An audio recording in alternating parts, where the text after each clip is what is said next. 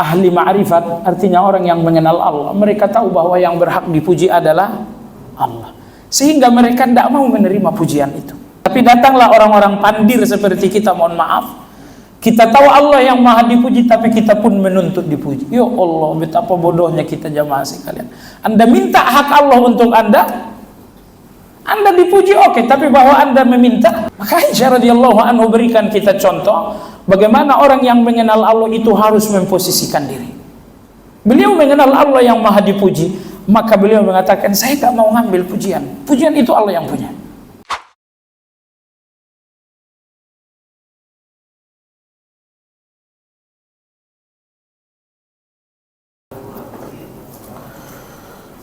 Alhamdulillah alladzi hadana lihadza wa ma kunna linahtadiya laula an hadana Allah. Wa ashhadu an la ilaha illallah wahdahu la syarika lah. Wa ashhadu anna Muhammadan abduhu wa huwa abduhu wa rasuluhu la nabiyya ba'dahu. Allahumma salli wa sallim ala Muhammad wa ala alihi wa ashabihi wa man ihtada bihadihi wa istanna bi sunnatihi ila yaumiddin. Ya ayyuhalladzina amanu ittaqullaha haqqa tuqatih wa la tamutunna illa wa antum muslimun. Kaum muslimin rahimakumullah, kajian Asmaul Husna malam ini memasuki pembahasan pada nama Allah yang ke-25. Di buku sendiri ada pada halaman 91,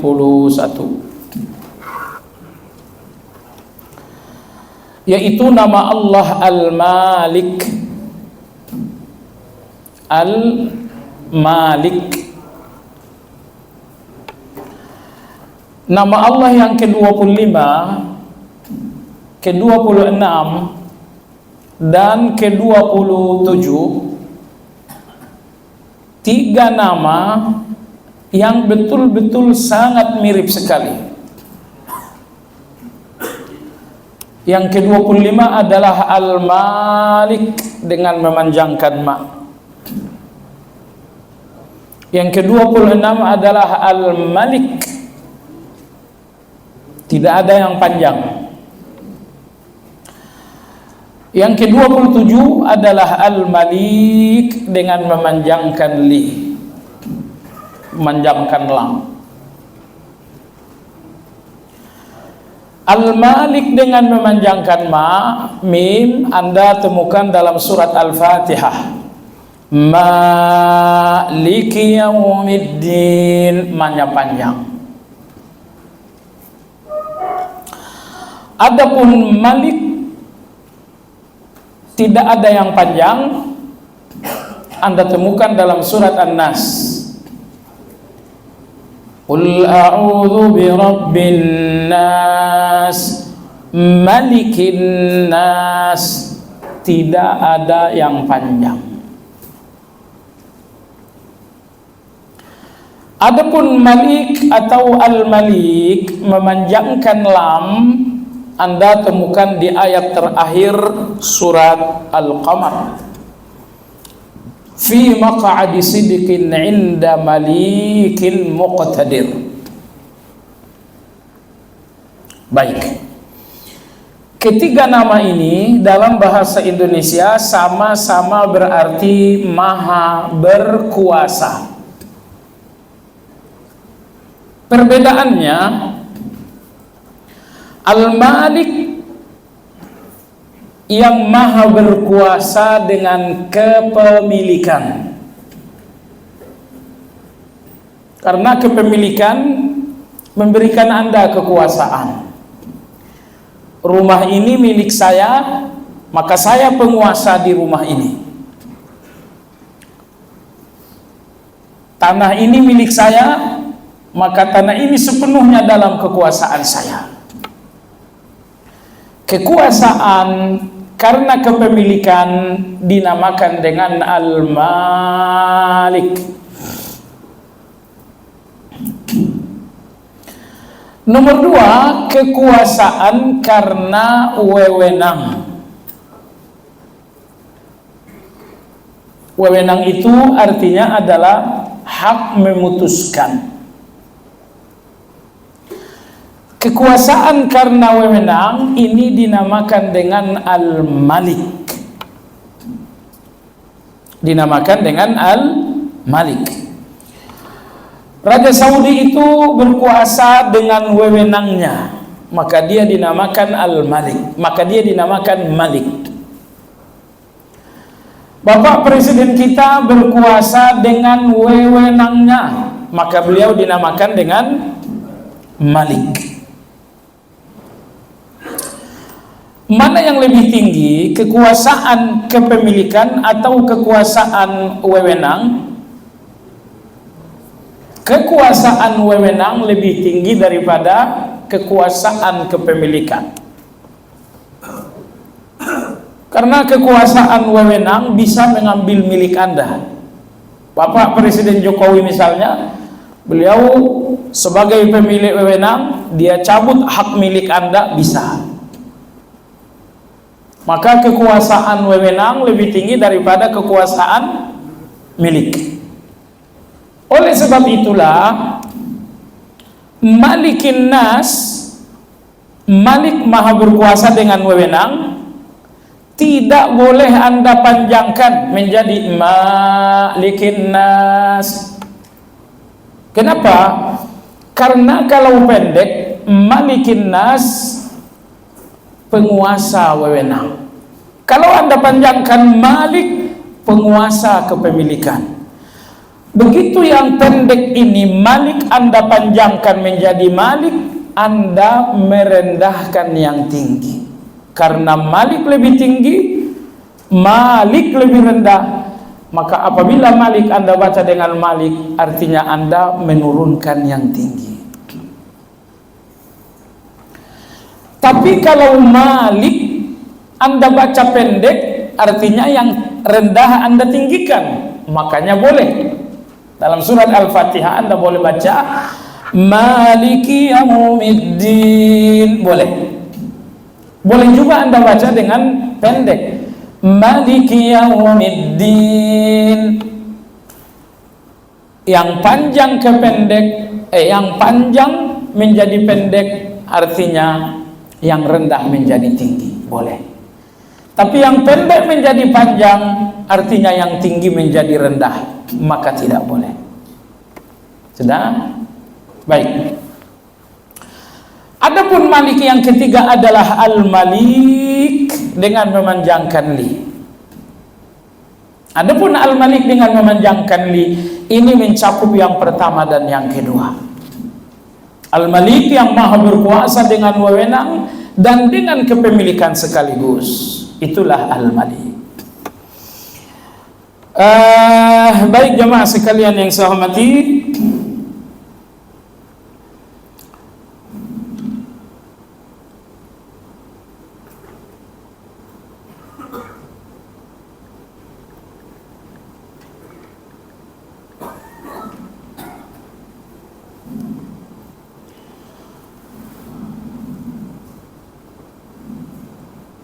ya, kita lanjut.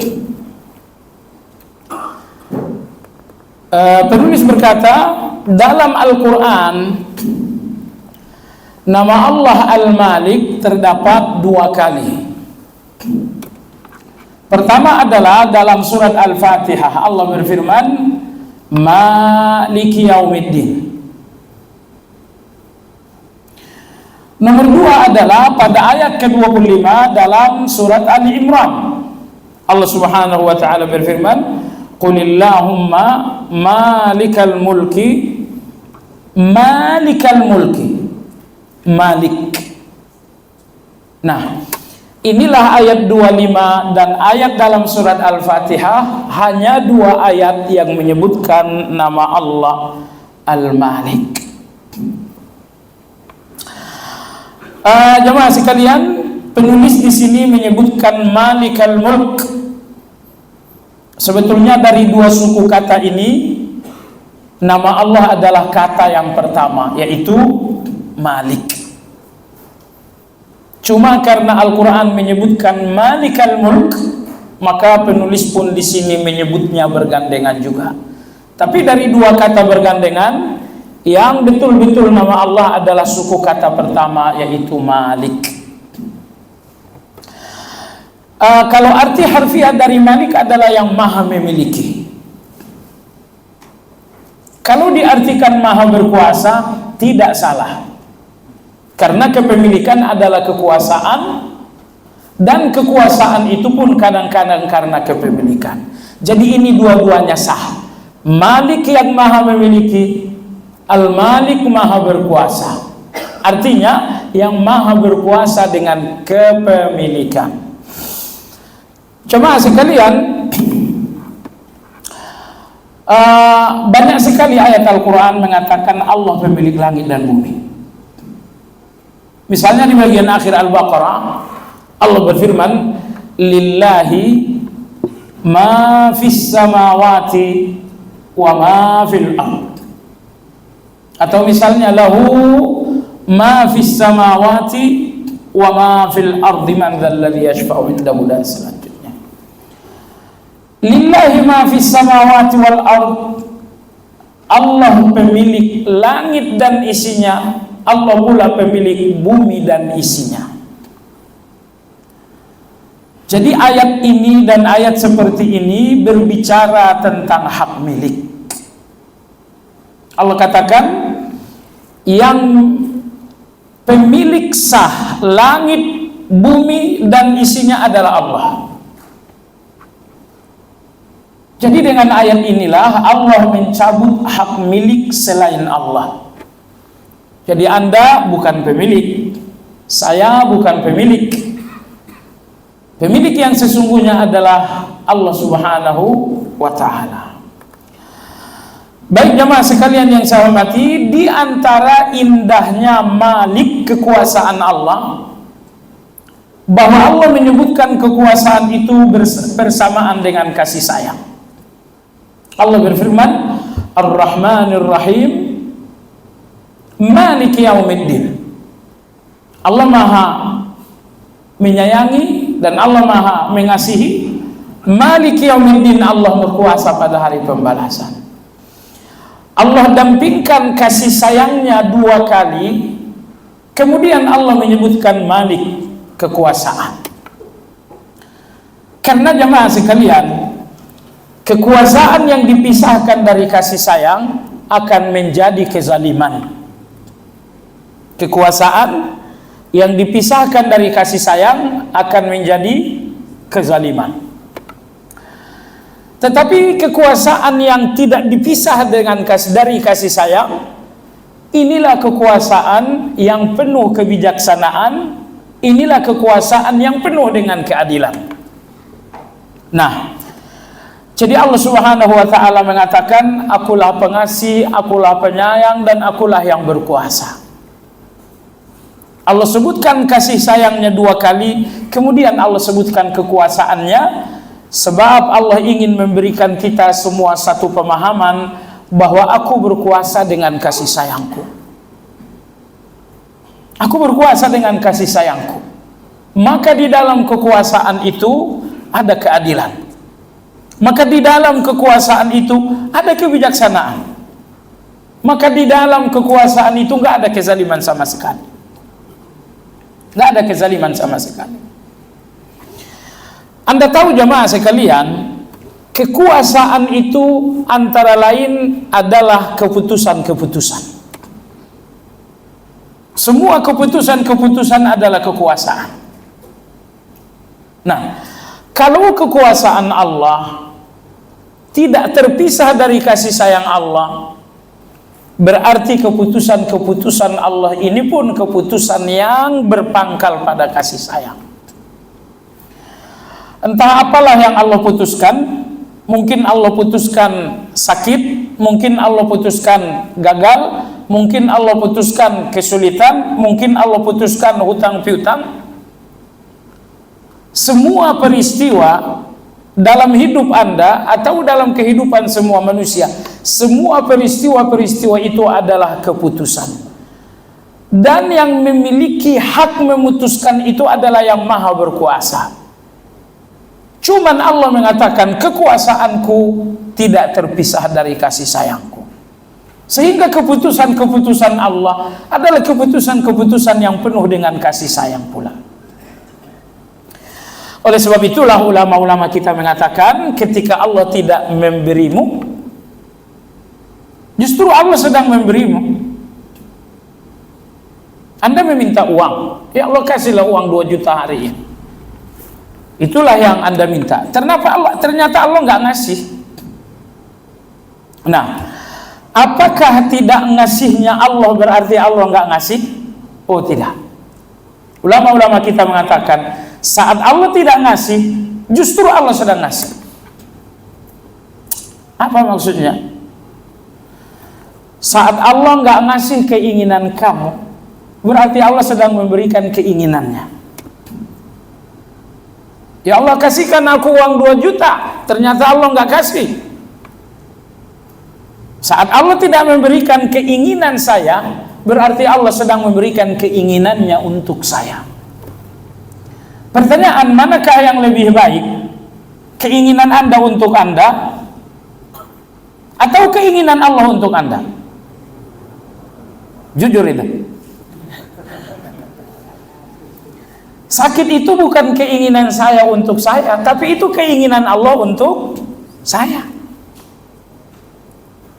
Hutang piutang itu bukan keinginan saya, tapi itu keinginan Allah untuk saya. Makanya orang-orang yang ridha jamaah sekalian, mereka melihat semua kejadian-kejadian ini, mereka mengatakan ini keinginan Allah untuk saya. Seorang kawan wafat, oh ini keinginan Allah untuk saya. Sedang terjadi sakit, Allah sedang berikan keinginannya kepada saya. Jadi mereka orang-orang yang ma'rifatullah, mereka tidak melihat sakit dengan bahasa sakit, mereka tidak melihat gagal dengan bahasa gagal. Mereka mengatakan ini keinginan Allah telah sampai kepada saya. Nah jamaah sekalian, seandainya Anda mampu melihat semua peristiwa Anda adalah keinginan Allah untuk Anda, saya kira di titik itu Anda akan berdiri tegak di atas sikap ridho terhadap semua keinginan Allah. Dan kalaulah Anda mampu ridho dengan semua keputusan Allah, saya ingin katakan di dalam ridho itu tidak ada kecewa sama sekali. Makanya ridho itu adalah surga, karena di dalamnya nggak ada kekecewaan. Allah kasih sakit, dia nggak kecewa. Allah kasih gagal, dia nggak kecewa. Allah kasih dia difitnah orang lain, dia nggak kecewa. Sekali lagi, di dalam ridho tidak ada kekecewaan. Dan kapan Anda ridho?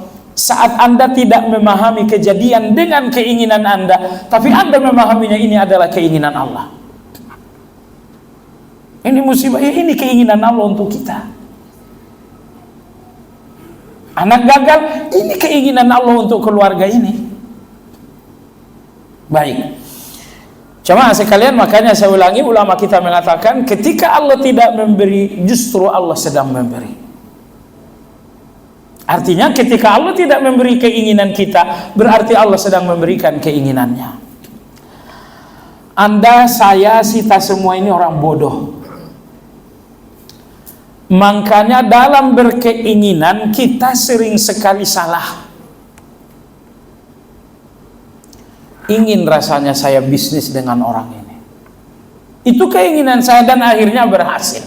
Saya pun bisnis bersama dengan orang ini.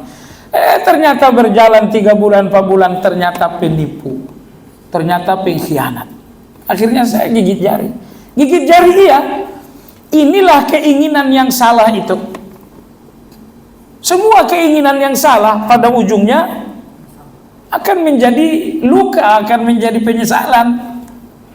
Makanya alhamdulillah Allah Subhanahu wa Ta'ala tidak memuluskan semua keinginan kita, karena kita sering salah dalam berkeinginan itu. Kadang-kadang keinginan kita diganti oleh Allah dengan keinginannya, karena itulah yang terbaik untuk kita. Itulah yang terbaik untuk kita. Di antara indahnya kasih sayang Allah, bahwa kadang-kadang Allah sayangi kita dengan hal-hal yang kita nggak suka. Kita tidak suka, tapi itu kasih sayang Allah. Surat Al-Kahfi, saat Nabi Musa dan Nabi Khidir dalam perjalanan penuh keajaiban itu menaiki perahu. Anda tahu apa yang dilakukan oleh Nabi Khidir? Beliau melubangi perahu. Dan Nabi Musa alaihi salam protes. Ini milik orang miskin. Ini adalah kehidupan mereka, kenapa dilobangi? Baik. Kemudian setelah perjalanan itu berakhir disebabkan karena Musa tidak sabar, akhirnya Nabi Khidir memberikan klarifikasi. Kata Nabi Khidir, amma as-safina fakanat limasakina ya'maluna fil bahr fa'aradtu an a'ibaha wa kana wara'ahum malikun ya'khudhu kulla safinatin ghasba. Perahu itu aku lobangi supaya nanti tidak dirampas oleh penguasa di depan. Nah, sekarang pilihannya ada dua. Saya tidak melobangi, maka perahu akan dirampas, atau saya lobangi, perahu selamat, dan lubang ini toh bisa diperbaiki. Yang pertama, kapal dirampas adalah keburukan besar. Yang kedua, kapal dilobangi adalah keburukan tapi kecil. Manakah keputusan terbaik antara keburukan besar dan keburukan kecil? Kadang karena tidak mungkin selamat dari keburukan besar kecuali dengan keburukan yang nggak mungkin. Nah, sekarang menurut Anda jamaah sekalian, sekiranya Nabi Khidir tidak melubangi dan kapal ini kemudian diambil orang lain, Nabi Khidir penyayang nggak namanya? Atau tega? Nabi Khidir tahu, dia tahu lokasi di depan itu penjahat dan kapal ini bakal diambil. Khidir alaihi salam mampu menyelamatkan kapal ini, tapi satu-satunya cara dilobangi. Seandainya Nabi Khidir tidak melakukan hal ini, menurut Anda Nabi Khidir orang yang kasih sayang atau Nabi Khidir orang yang tega? Tega ya? Orang yang tega. Iya, Nabi Khidir alaihissalam orang yang tega.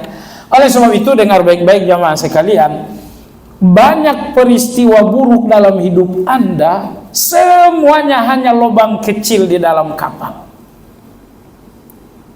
Dan lubang-lubang kecil ini untuk menyelamatkan kapal Anda tidak dirampas. Hanya saja kita, mohon maaf, kita yang sangat bodoh memahami keputusan Allah ini, kita hanya melihat lubang kecil di dalam kapal kehidupan saya. Saya pun sibuk menyalahkan lubang kecil. Oh, panjang lebar saya mengeluhkan lubang kecil ini. Padahal Allah yang maha tahu bahwa di depan saya akan ada perampok terhadap perahu kehidupan ini. Jadi jamaah sekalian, maka tadi saya katakan di antara salah satu indahnya kasih sayang Allah, bahwa kadang-kadang Allah menyayangi kita dengan hal yang buruk tapi kecil agar kita selamat dari hal buruk yang besar. Nah, makanya jangan pernah suudzon kepada Allah. Ya, apapun lubang yang sedang terjadi dalam perahu Anda, itu keputusan Allah. Dan keputusan Allah adalah malik, kekuasaan Allah. Dan kekuasaan Allah tidak terpisah dari kasih sayangnya. Maka keputusan Allah untuk Anda, walaupun itu pahit, namun itu adalah jamu yang memberikan kesembuhan. Baiklah jamaah sekalian yang saya hormati, Al-Malik, Allah yang maha berkuasa, berkuasa dengan kepemilikannya. Ya Allah, kalau Anda tahu betapa Allah berkuasa, semua yang Anda miliki saat ini, esok dan lusa, semuanya Allah yang punya. biar Anda tahu betapa dahsyatnya kekuasaan Allah untuk Anda. Sekali lagi, sejauh mana Allah berkuasa kepada saya? Jawabannya, Allah pemilik segala-galanya. Mata Anda Allah pemiliknya, telinga Anda Allah pemiliknya, jantung Anda Allah pemiliknya, iman Anda Allah pemiliknya. Jadi Anda cuma dipinjamin. Ya Allah, kalau pemiliknya adalah Allah, misalnya Allah ambil, apa jadinya dengan Anda? Matamu aku yang pemilik, karena aku yang bikin, kata Allah. Aku ambil matamu. Jantungmu aku pemiliknya, karena aku yang bikin, aku ambil, kata Allah. Apa jadinya? Jadi jemaah sekalian yang saya hormati, nikmat ya, nikmat dari ikhtiar Anda semuanya murahan. Tapi nikmat yang langsung dari Allah semuanya mahal. Nikmat yang Anda miliki semahal-mahalnya murah karena masih ada harganya. Berapa mobil Anda harganya? 1 miliar. Oh, itu masih ada harganya, murah itu. Tapi jantung Anda ada harganya enggak? Enggak ada. Kenapa? Mahal. Ini rumah Anda berapa harganya? Oh, ini rumah saya harganya 20 miliar. Oh, murah itu, karena masih ada harganya. Tapi soal ginjal Anda, berapa harganya? Nggak ada harganya, jemaah sekalian. Ini mata Anda berapa harganya? Nggak ada harganya. Kenapa nggak ada harganya? Karena mahal, nggak ada harganya sama sekali. Makanya semua nikmat dari ikhtiar Anda kalau hilang 2-3 bulan, 3 tahun akan ada ganti. Apa yang hilang? Kendaraan Anda hilang, tunggu saja 2 bulan lagi ada gantinya. Tapi kalau sampai mata Anda yang hilang, gantinya kapan? Gak ada gantinya. Makanya cobalah Anda berpikir, sekali lagi cobalah Allah berpikir, semua nikmat yang langsung dari Allah mahal karena nggak ada harganya. Dan nikmat dari ikhtiar Anda, usaha Anda, bisnis Anda, itu semuanya murah karena masih ada harga. Nomor 2, semua nikmat dari ikhtiar Anda apabila hilang gampang diganti. Tapi semua nikmat yang langsung dari Allah apabila hilang nggak ada gantinya sama sekali. Nggak ada gantinya. Setelah Allah cabut kesehatan kaki, sehingga seseorang misalnya mengalami stroke, auzubillah. Dokter mencoba memberikan pengobatan, melakukan terapi, tapi Allah sudah cabut kesehatannya. Bisakah dokter itu memulihkannya 100%? Tidak bisa, jemaah sekalian. Jadi maksud saya, lihat milik Allah dalam diri dan kehidupan Anda, agar Anda tahu betapa kuasanya Allah atas Anda. Nih, di rumah ini saya ngontrak, pemiliknya fulan. Saya punya kekuasaan nggak di rumah ini? Nggak. Yang memiliki kekuasaan di sini adalah pemiliknya. Kalau hari ini dia usir, saya pun pergi. Nanti malam sedang tidur nyenyak-nyenyaknya diusir, saya pun nggak bisa menolak. Kenapa? Dialah yang berkuasa di dalam miliknya. Maka sekali lagi, apakah ada sesuatu yang Anda miliki dalam diri Anda atau dalam kehidupannya Anda? Kalau tidak ada yang Anda miliki, berarti betapa Anda nggak punya kekuasaan. Ternyata semua yang ada pada Anda Allah pemiliknya. Mata Anda Allah yang punya, lidah Anda Allah yang punya. Allah yang punya, iya, karena Allah yang bikin. Hati Anda Allah yang punya, jantung Anda Allah yang punya. Apalagi rumah Anda, mobil Anda, itu lebih lagi Allah yang punya. Jadi saya ulangi sekali lagi, kalau Anda merenung lebih dalam bahwa ternyata seluruh diri Anda dan kehidupan Anda semuanya Allah pemilik, Anda hanya diberikan oleh pemiliknya, maka harusnya Anda pun sadar betapa Anda nggak punya kekuasaan, betapa Anda dikuasai. Allah kuasai Anda dengan hak miliknya pada Anda. Allah kuasai Anda dengan mata yang Ia berikan. Allah kuasai Anda dengan lisan yang Ia berikan. Allah kuasai Anda dengan harta yang Ia berikan. Semua pemberian-pemberian Allah dalam diri Anda adalah kekuasaan Allah atas Anda. Kekuasaan Allah atas Anda jamaah sekalian. Saya nggak takut Anda karena Anda nggak punya kekuasaan atas saya. Tapi Anda juga nggak takut saya karena saya nggak punya kekuasaan atas Anda. Tapi coba lihat, prajurit itu sangat takut sekali terhadap komandan karena komandan ini punya kekuasaan yang besar atas si prajurit. Jadi begitu luar biasanya kekuasaan sang komandan terhadap prajurit. Anda lihat betapa prajurit ini takut luar biasa terhadap komandannya. Kenapa? Karena kekuasaan sang komandan yang luar biasa. Nah, kekuasaan Allah atas Anda jamaah sekalian lahir batin. Semua raja-raja dunia hanya mampu menguasai lahiriah Anda. Mereka menguasai lidah Anda untuk berucap apa yang Anda nggak mampu, yang nggak Anda suka. Mereka bisa memaksa Anda untuk berbicara. Mereka bisa memaksa Anda untuk berbuat. Tapi kekuasaan manusia ini hanya sebatas lahiriah Anda. Bisakah mereka memaksa hati Anda? Tidak bisa. Makanya Allah Subhanahu wa taala berfirman, "Illa man ukriha wa qalbuhu mutmainnun bil iman." Kalian sahabat-sahabat yang sudah terlanjur menyatakan diri kafir karena dipaksa, Allah maafkan kalian sepanjang hati kalian tetap kokoh dalam keimanan. Kenapa? Inilah kasih sayangnya Allah. Allah tabaraka wa ta'ala maha tahu lahiriah kita bisa dikuasai orang lain. Maka ketika terjadi pemaksaan terhadap lahiriah ini, dimaafkan oleh Allah Azza wa Jalla. Tapi dengan catatan hati kita kokoh dalam keimanan. Karena soal hati ini tidak bisa dikuasai oleh siapapun. Hanya dikuasai oleh Allah Subhanahu wa ta'ala. Nabi kita Shallallahu Alaihi Wasallam dalam berbagi dengan istri-istrinya, beliau berbagi hak dengan istri-istrinya. Kerap kali Nabi kita SAW bersabda, Allahumma hadza qasami fima amlik fala talumni fima tamliku wala amlik. Ya Allah, inilah pembagian hak yang ada dalam kekuasaanku. Maka janganlah engkau mencelaku atas apa yang ada dalam kuasamu dan tidak ada dalam kuasaku.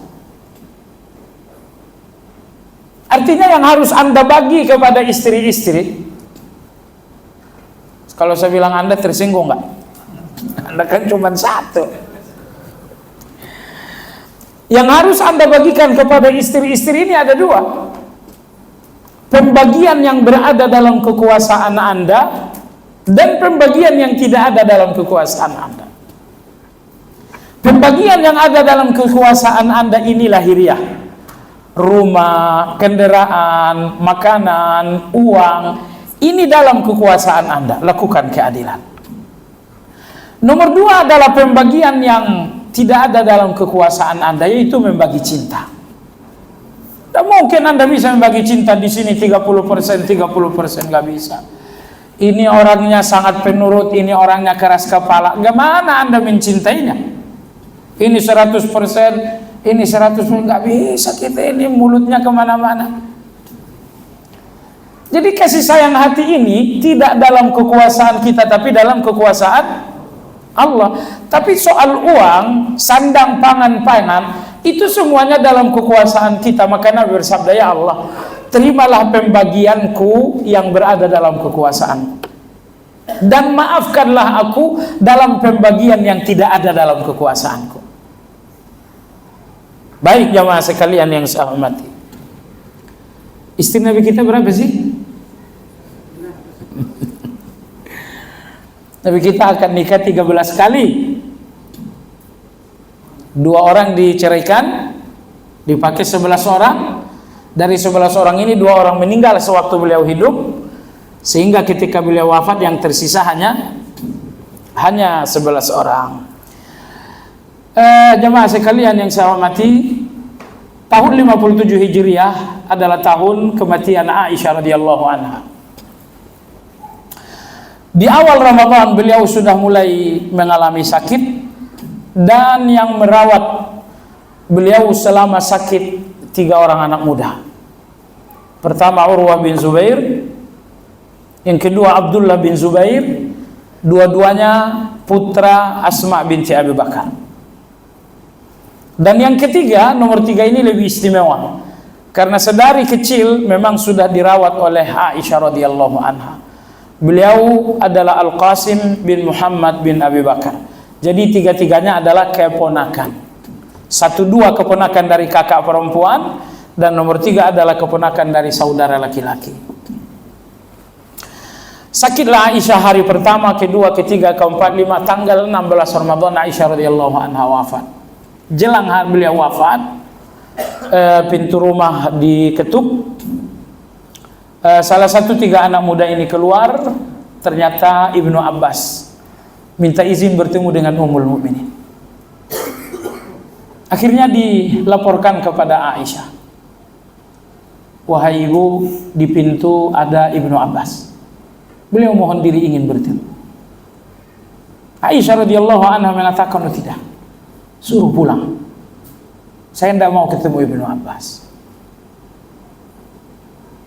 Akhirnya ditanyakan, wahai ibu, dia anakmu yang saleh, kenapa anda boleh bertemu dengannya?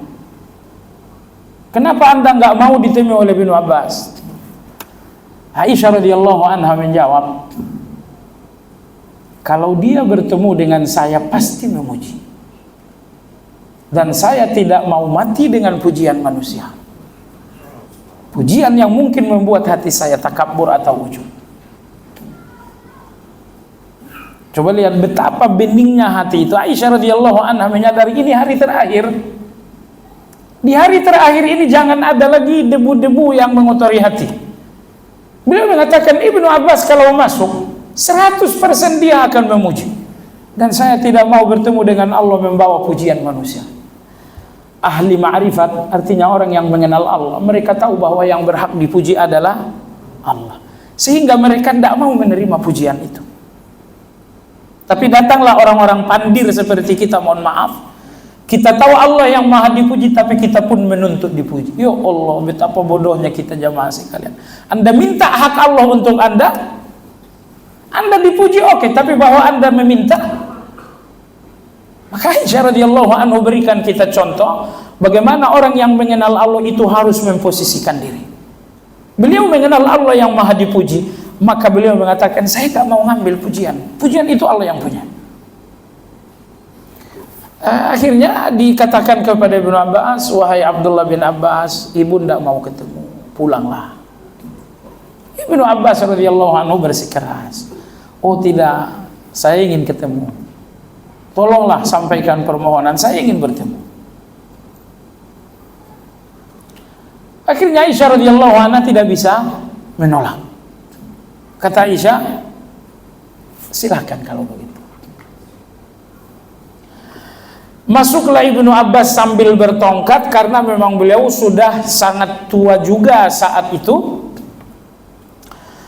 Maka beliau duduk tidak terlalu jauh dari Ummul Mukminin. Lalu Aisyah radhiyallahu anha mengatakan, wahai ibu, jarak pertemuanmu dengan Nabi hanya kematian. Kau bertemu dengan Nabi. Setelah Aisyah tak ada wanita yang paling dia sayangi kecuali engkau. Aisyah mengatakan, itu kan sudah mulai memuji Ibnu Abbas. Aisyah mengatakan, artinya jangan lanjutkan, jangan memuji lagi. Tapi Ibnu Abbas radhiyallahu anhu tidak tahan juga. Maka dia menyampaikan 2 pujian yang membuat Aisyah radhiyallahu anha menangis meledak. Pujian pertama insyaallah setelah azan.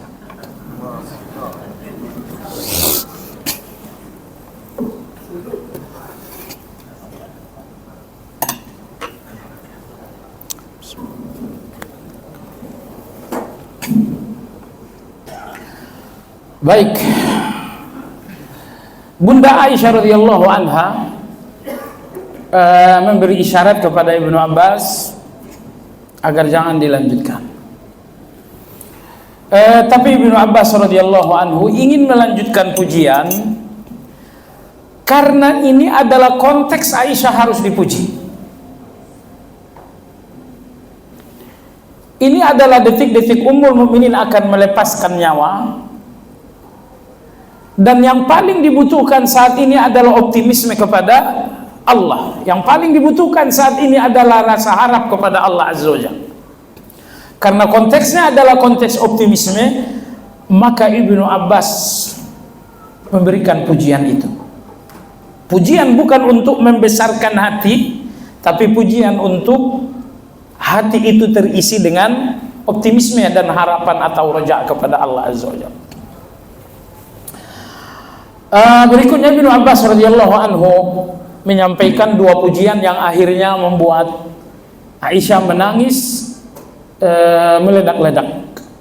Yang pertama, Ibnu Abbas berkata, ibu masih ingat nggak dalam perjalanan pulang dari pertempuran Bani Mustaliq, kalung ibu waktu itu hilang.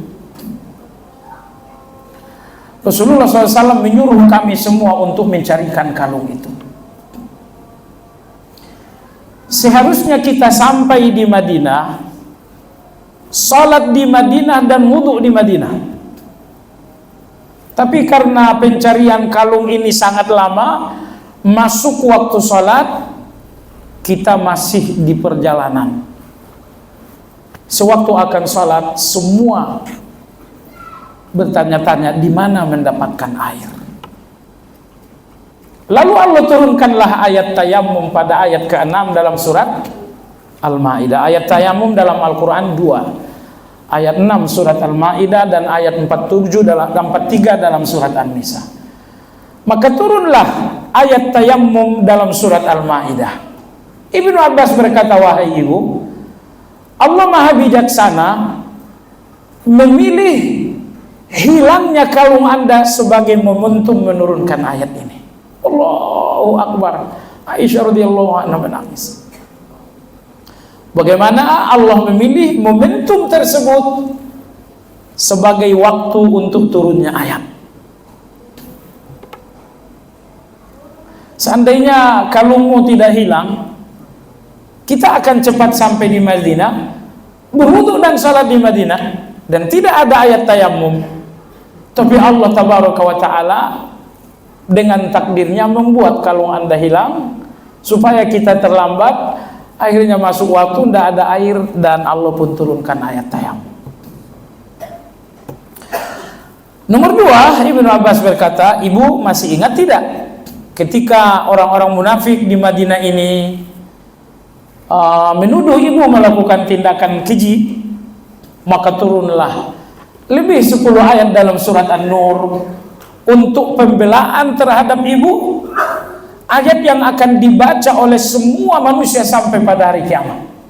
Oh, di sini pun Aisyah radhiyallahu anha menangis. Setelah menyampaikan dua pujian ini, Ibnu Abbas radhiyallahu anhu keluar. Setelah beliau keluar, Aisyah radhiyallahu anha merasa ini hari kematian. Maka dia memanggil 3 orang anak muda. Beliau mengatakan, nanti kalau saya sudah meninggal, saya jangan dimakamkan di sini, di rumah ini. Disinilah suamiku, disinilah ayahku, dan aku pun berhak di sini. Tapi tidak, jangan berikan saya keistimewaan itu. Makamkan saya di samping madu-madu saya yang lain. Di mana makam Zainab? Di mana makam Ummu Habibah? Di mana makam Ummu Salamah? Makamkan saya bersama dengan mereka.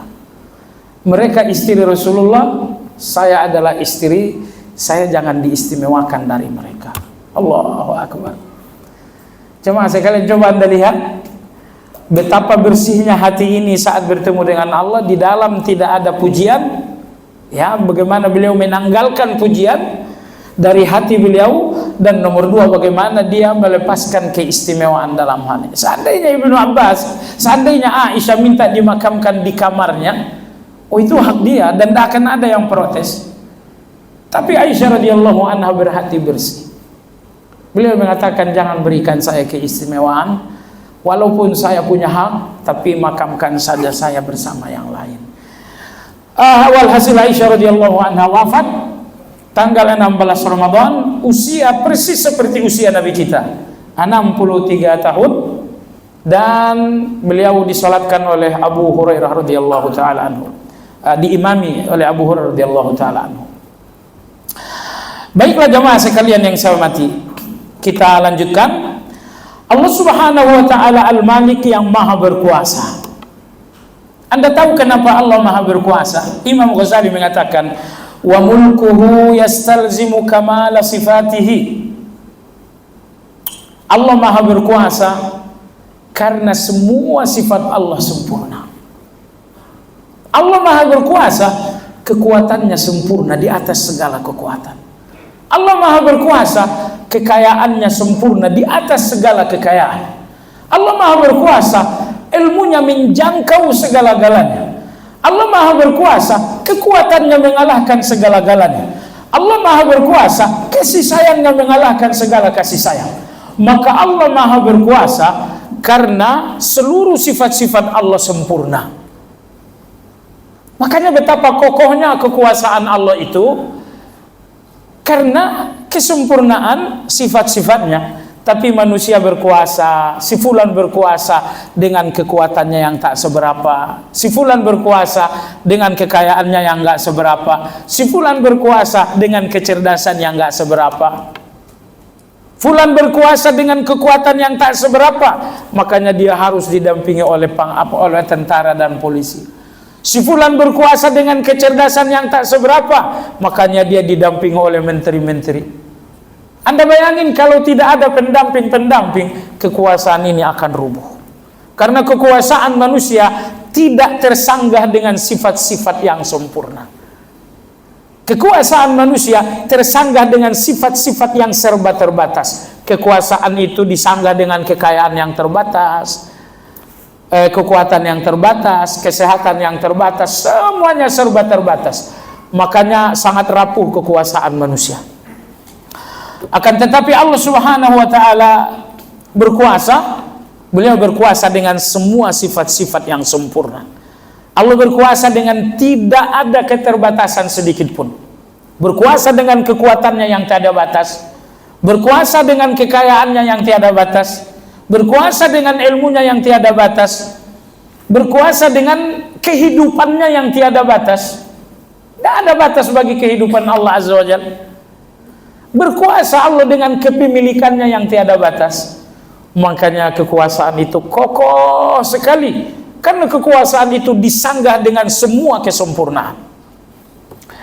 Fala yatimmu mulkuhu bighairihi likamalihi. Allah tidak pernah berkuasa dengan pihak lain, karena Allah telah sempurna.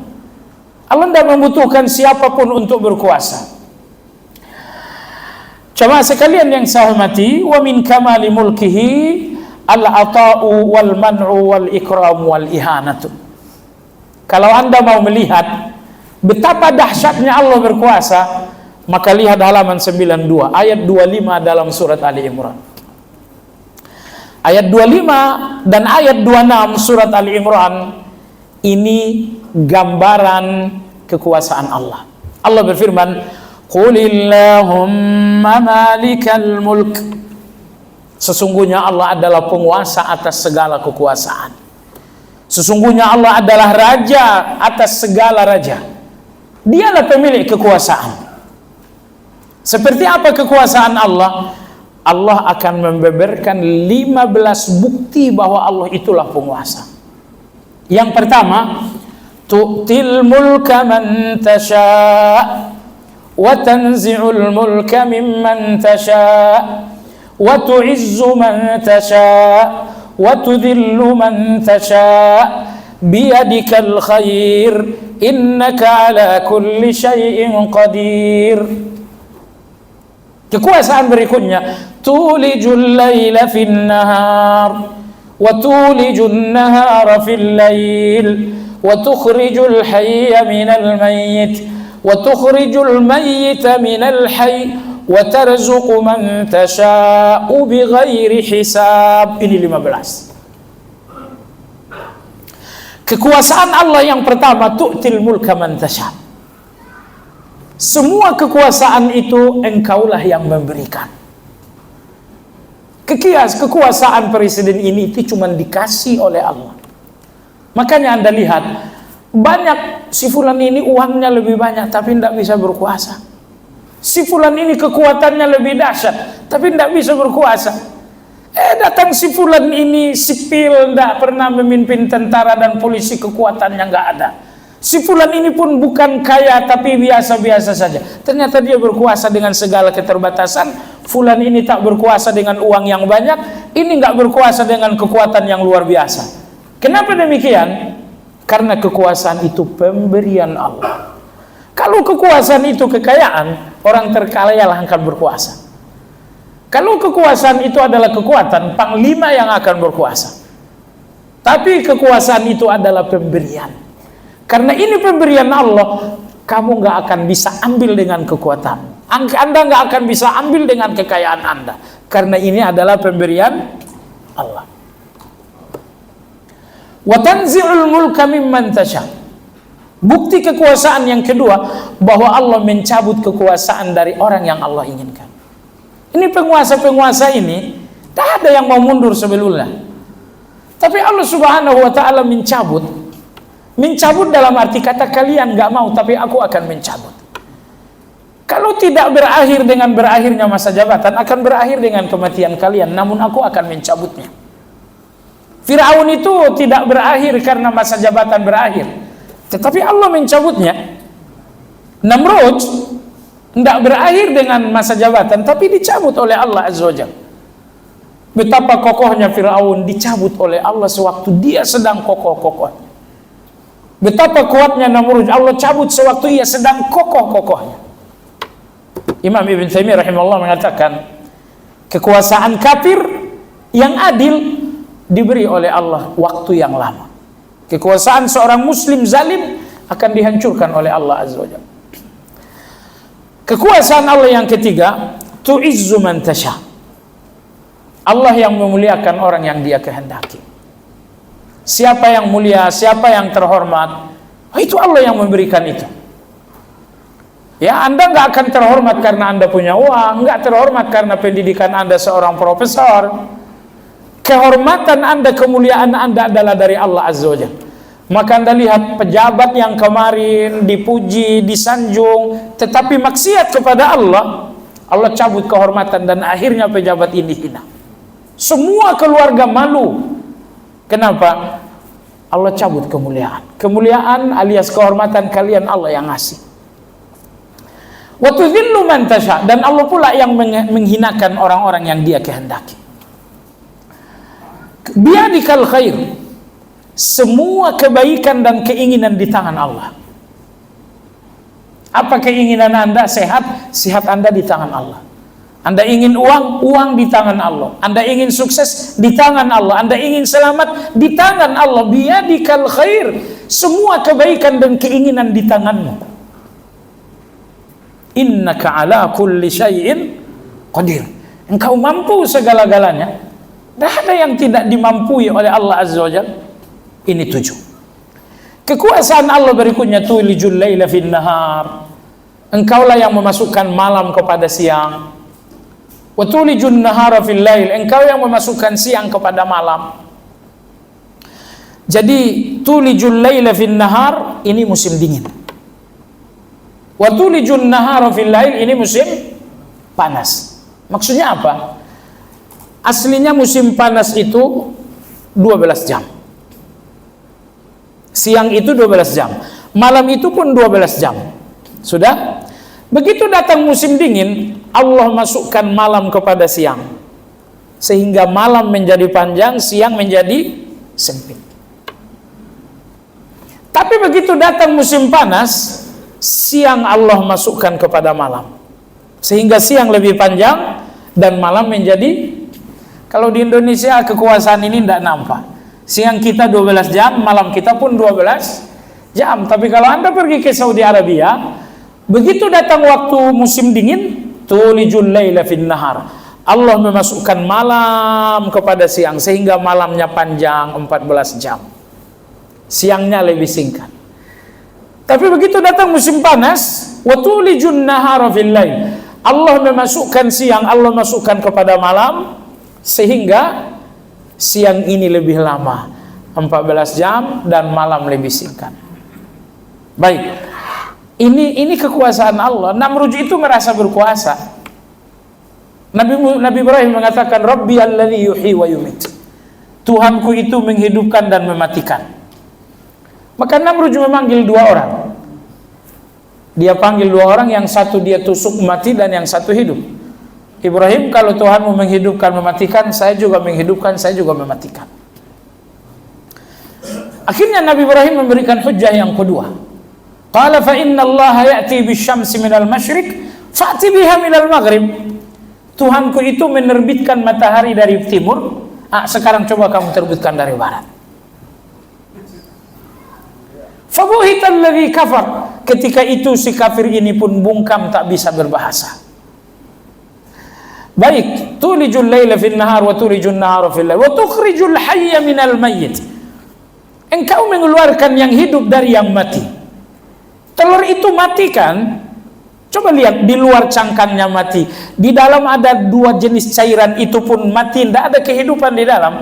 Ya Allah, bagaimana mungkin dari cangkang yang sangat sempit ini tiba-tiba, ini kan mati kan, tiba-tiba keluarlah kehidupan, keluarlah anak ayam, keluarlah anak burung. Maka Imam Syafi'i rahimahullah, beliau mengatakan, kalau kalian ingin tahu kekuasaan Allah, perhatikanlah telur ayam. Bagaimana telur yang mati, di dalamnya pun cairan mati, tiba-tiba dari dalam keluar kehidupan. Tukhrijul hayya minal mayyit, tukhrijul mayyita minal hayy. Engkau pula yang mengeluarkan yang mati dari yang hidup. Itu buah-buah biji-bijian. Ini biji mangga, saya makan. Mati biji mangga ini, kemudian saya taruh di atas tanah. Hujan turun, biji mangga yang mati tiba-tiba perlahan-lahan bergerak hidup. Dia tumbuh, berpohon, berdaun, akhirnya berbuah lagi. Siapa yang menghidupkan yang mati? Allah. Siapa yang mengeluarkan yang mati dari yang hidup? Allah.